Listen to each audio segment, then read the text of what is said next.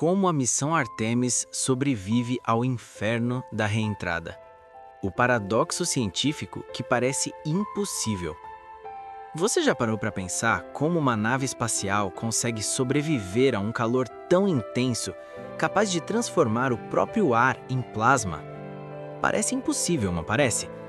E se eu te dissesse que a cápsula da missão Artemis volta para a Terra envolta em uma espécie de inferno de fogo, atingindo temperaturas externas superiores a 2.700 graus Celsius?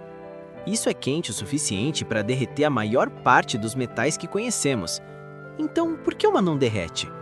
O que poucos sabem é que a resposta envolve uma das ideias mais brilhantes da história da engenharia. Uma solução tão contra-intuitiva que parece um paradoxo. A nave sobrevive porque parte dela foi projetada para morrer. Entender isso não é apenas entender uma missão espacial, é entender como a ciência aprendeu a vencer uma das forças mais destrutivas do universo. Quando pensamos em viagens espaciais, a maioria das pessoas imagina que o grande desafio é chegar até lá.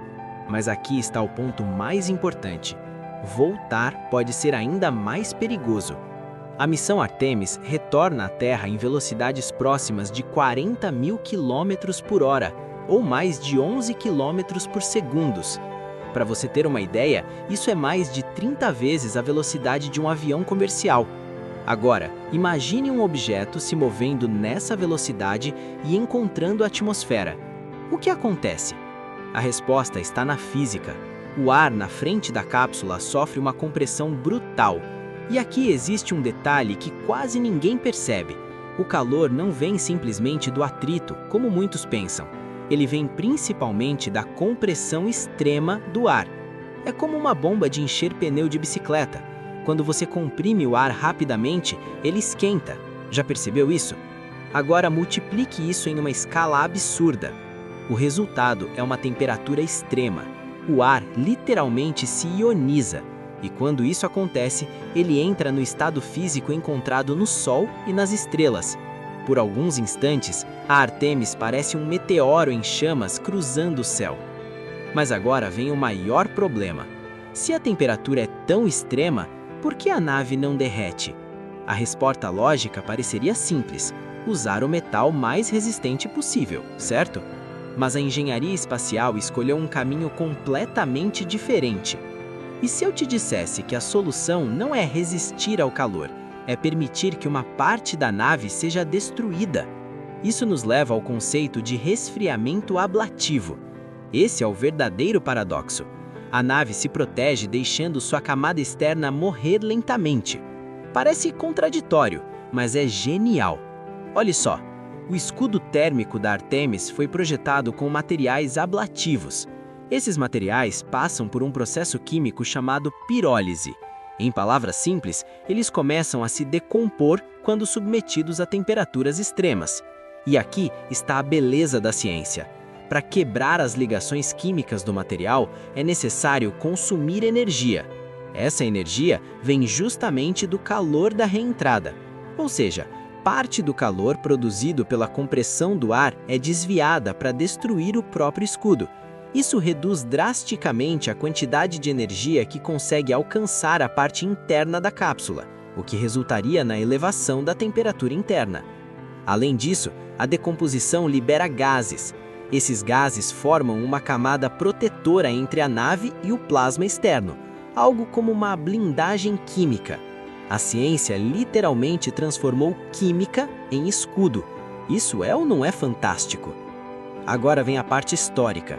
Essa tecnologia não nasceu na Artemis, ela é resultado de décadas de pesquisa. Desde os programas Mercury, Gemini e Apollo, cientistas e engenheiros enfrentaram esse mesmo problema. A corrida espacial do século XX foi também uma corrida contra a termodinâmica. Nomes como Wernher von Braun e as equipes da NASA ajudaram a desenvolver as bases dessa engenharia. Cada missão contribuiu para aperfeiçoar os modelos de propagação térmica, materiais compostos e dinâmica dos gases ionizados. A Artemis é herdeira direta de toda essa história científica. Mas isso nos leva a uma pergunta ainda maior. O que essa tecnologia nos revela sobre a inteligência humana? Nós aprendemos a enfrentar um ambiente naturalmente letal usando as próprias leis da natureza. A física que poderia destruir a nave é a mesma física usada para salvá-la. Isso é profundamente fascinante. É a razão humana decifrando o cosmos. É a ciência como linguagem da criação. Para quem observa pela perspectiva da fé, isso também provoca reflexão. A ordem matemática do universo, a previsibilidade das leis físicas e a possibilidade de dominá-las racionalmente sempre levantaram uma pergunta filosófica poderosa. Por que o universo é inteligível? Por que ele pode ser compreendido pela mente humana? Essa é uma questão que mobilizou pensadores como Isaac Newton e Johannes Kepler, que viam a ciência como uma forma de ler a racionalidade da criação. Não estamos vendo tão somente tecnologia, estamos vendo séculos de física, química, matemática e história da ciência convergindo em um único momento. Um objeto cercado de fogo, uma tripulação protegida, uma humanidade que se recusa a aceitar limites. A parte externa da cápsula se sacrifica para que a vida no interior seja preservada. Existe algo poeticamente poderoso nisso.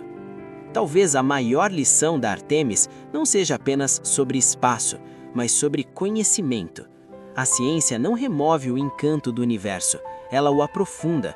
Quanto mais entendemos, mais fascinante tudo se torna. E talvez o verdadeiro milagre não seja o fogo da reentrada, mas a capacidade humana de compreender e vencer esse fogo. Na sua opinião, o que mais impressiona nessa missão? A velocidade da reentrada, o calor do plasma ou a genialidade do escudo térmico? Comenta aqui embaixo, eu quero muito ler sua opinião. Se você gosta de vídeos que unem ciência, história, fé e razão, se inscreve no canal, porque aqui a gente aprofunda aquilo que quase ninguém explica. Aqui é o professor João F. P. Lopes e você está no canal Pausa para Pensar, Ciência e Fé.